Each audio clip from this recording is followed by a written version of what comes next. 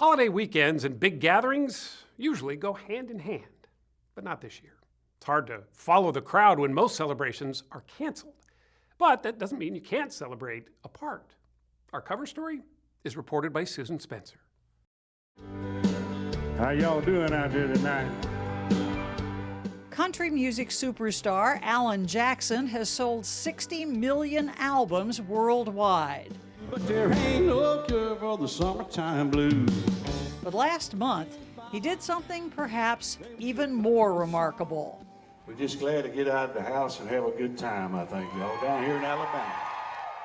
On back-to-back nights in Alabama, Jackson played to the largest American concert crowd since the pandemic took over our lives. Some 12,000 fans in total, all desperate for a break. Honestly, you could have sung Jingle Bells, you know? They would have been so excited to see you. I heard rumors that people drove from all over the country to come to a couple of those shows. His drive-in style shows took place in vast open fields with fans sitting in and on their cars, pickups, and SUVs. Oh, it felt just like a regular show, and people I could hear them, and they were loud and having fun. Concert goers were told to social distance their vehicles and protect themselves. But it's not always easy when you're having fun. Might as well share, might as well smile. Life goes on for a little bitty while. I think we're going to see a lot of creativity, a lot of innovation in the way that people are getting their entertainment. Dr. Dhruv Kular is a health policy researcher at Weill Cornell Medical College in New York City. He says Americans may have to start redefining the meaning of fun.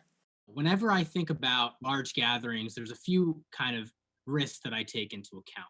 The first is the gathering going to be inside or outside? We know that outdoor gatherings are much safer than indoor gatherings are. As for events that can't be moved outside, would you feel comfortable today going to a movie? I would not feel comfortable today going to a movie theater, and I wouldn't recommend that my patients do that at this time. Would you go to an indoor concert? An indoor concert is even more dangerous than a movie theater. In a concert, you're usually cheering or yelling or singing along. That means a lot of those droplets, even microscopic droplets, are flying out of your mouth, and they're flying out of the mouth of the person next to you. You're really being quite a killjoy here. I'm the first to tell you, I wish there are ways right now that we could flip a switch and for life to go back to normal. Normal these days is anything but, and you may as well get used to that mask. Most public health officials would say that anytime you have a large gathering, masks should be mandatory. Even outside? Even outside. How do you see college sports returning? In a very complicated way. As commissioner of the America East Conference in Division I college sports, Amy Huchthausen has a front row seat to this new world. It's been difficult, and there's still no clear answers or direction, candidly, about where we're going to end up this fall. I don't envy you your job.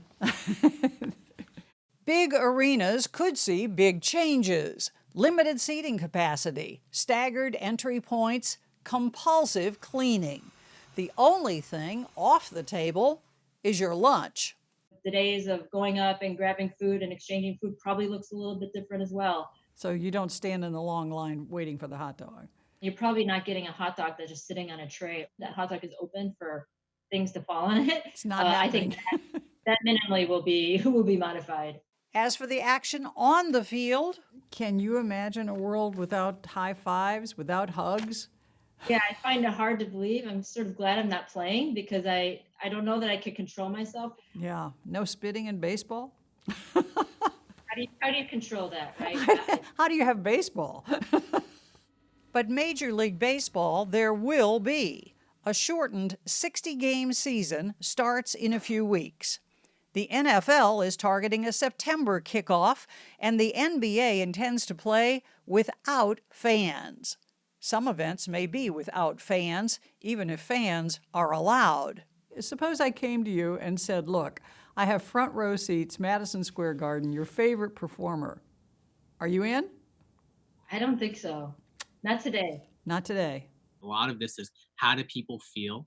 Do they feel safe? Do they feel like they're going to be able to keep their friends and their families healthy if they go out? But I think a lot of people will have second thoughts about that, and understandably so. Then again, these folks seemed pretty happy. So what was the community reaction when you announced, yes, there will be baseball? They were ecstatic.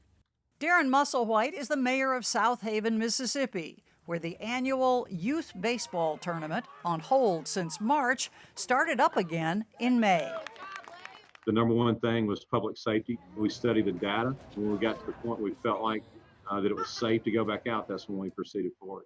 What about fans who might be afraid to attend an event like this?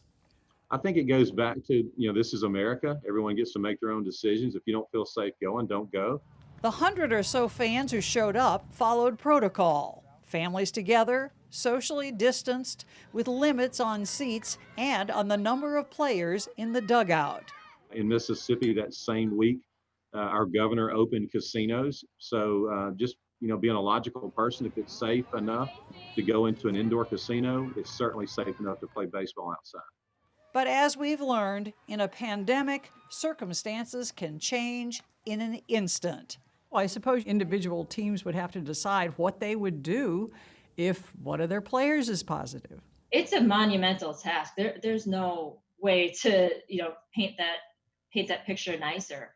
If a player on a team tests positive, the first step, I think, is to self-isolate the player and then to test everyone else on the team to make sure that it hasn't spread to others. Yet, despite such dire scenarios, Dr. Kular holds out hope that one day our carefree old normal will be the new normal again. Look back at, the 1918 Spanish flu pandemic.